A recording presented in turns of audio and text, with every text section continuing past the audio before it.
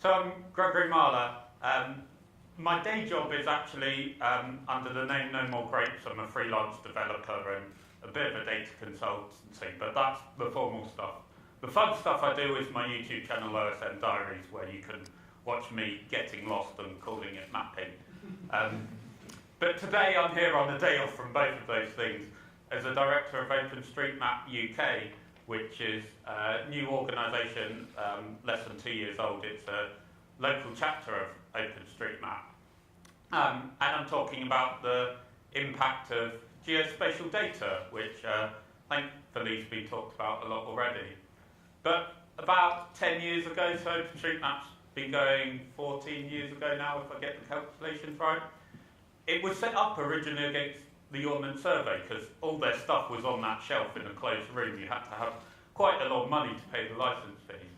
And we used to use this chart, which today I've not put any points on it. But if you want geospatial data, you will maybe look here, and there's a few providers. And our National Mapping Agency is pretty cool. So the quality's over there, much better than other national mapping agencies. But as I said, the price was up there. Other providers were somewhat expensive and quality varied. But OpenStreetMap came in at the bottom on the price level, or near the bottom, because it's open data. It's free. You can go straight ahead and use it. You may have some technical skills or, you know, a USB stick to buy or something. So there's maybe some 20 quid costs, depending what you're doing. And the quality, we started from a blank map and went up mapping it. So the quality, I would say, is up there. Meanwhile, some providers like Ordnance Survey bring their price down to try and match where the market is. And this was all quite interesting. But actually, quality isn't about the price you pay. Connecting that is too much. Quality depends on what your purpose is for. You know, so these are some of the qualities of OpenStreetMap that actually, if you need speedy updates, that when someone observes a change in the real world, they can edit OpenStreetMap. It can be minutely changed and downloaded and going through your processes however you want to use it. It takes about 5 minutes for the computer to update the pretty visual image on the main website. It's got actually people on the ground. So I also talk about the curated output, which is we're looking at different sources. As Eureka said, there's people looking at aerial imagery, people looking at the open data outputs of Ordnance Survey, because I won't trace a building from there because the open data quality is too rough. But I'll use their data for the streams on fields that I can't tramp across because my shoes get dirty. And I'll use the buildings from the aerial imagery we're allowed to copy. But this people mapping, it's not tied down to government policies or what the commercial providers are doing. You know, other map providers like Google Maps, they're doing it where they can get users or where they can sell ads. And it's on the ground, it's where people care about. It's not a computer just rushing past with a car and a funny camera, doing it automatically. It's people looking at what is actually the high quality data. And it's where people live, where their home is. Sometimes that's their work, sometimes it's when they visit their cousins regularly, they map that place because they care about their cousins being represented well and knowing what amenities and services are around them.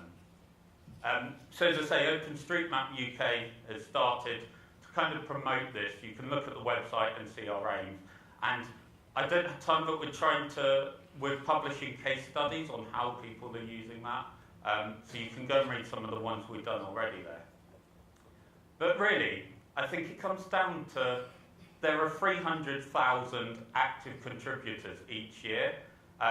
That's quite a powerful force because geospatial data, as was explained in the keynote, it's cheaper now, but it's still expensive. That's still a lot of walking around.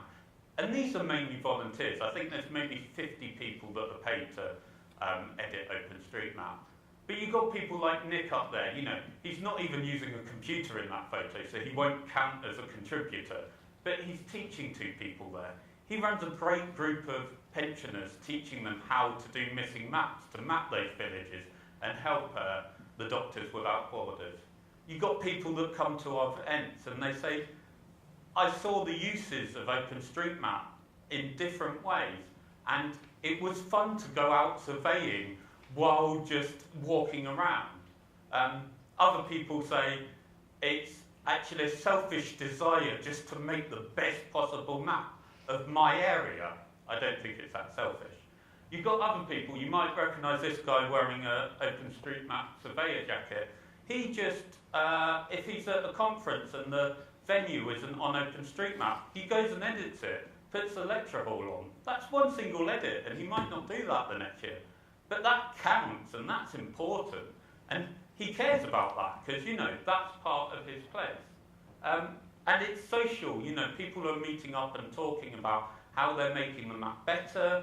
Are they putting on their local park and playground? Are they making their residential suburb more detailed and actually showing that, yeah, we've got parks, we just don't have the pretty displays and maps outside the park.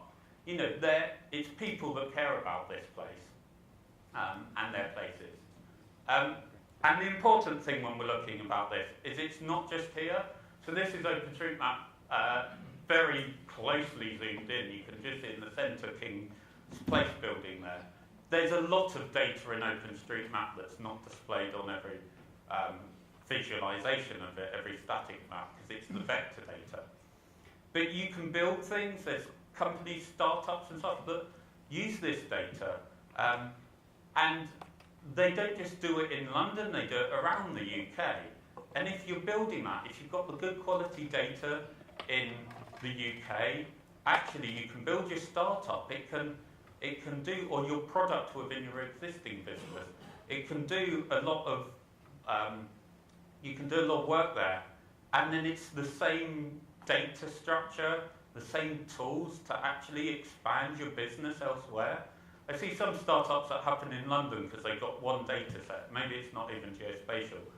And then that's all the startup does, because they don't have a way to get data to expand their business, and it kind of fizzles out. For me, living in Durham in the northeast, that's no good having a parking app for London. But here you can build things outside wherever you are, and you can extend that, and that's really powerful, I think. And that's what we're seeing. And in the keynote, it was already spoke about that this linking the data, using it in different ways is really valuable. So we come back to this chart, and I'm not really labelled the things. Obviously, it's good to consider your price and good to consider your quality, but actually, you've got different quality depending what you're doing, and you can value separately to your price. So if you want to talk to me later about doing that, you can check out the website Earth UK where we talk about this. But I'm always trying to promote it. I want to hear the stories. I want to say that, know that someone used OpenStreetMap and used some other data and came up with this idea to build things. And I want to say thank you to, you know, the people like Nick, the people like Sir Tim, the people like Eureki, all these people that do individual edits. And that's my end slide. So, you know, keep valuing the creators and support the quality we have.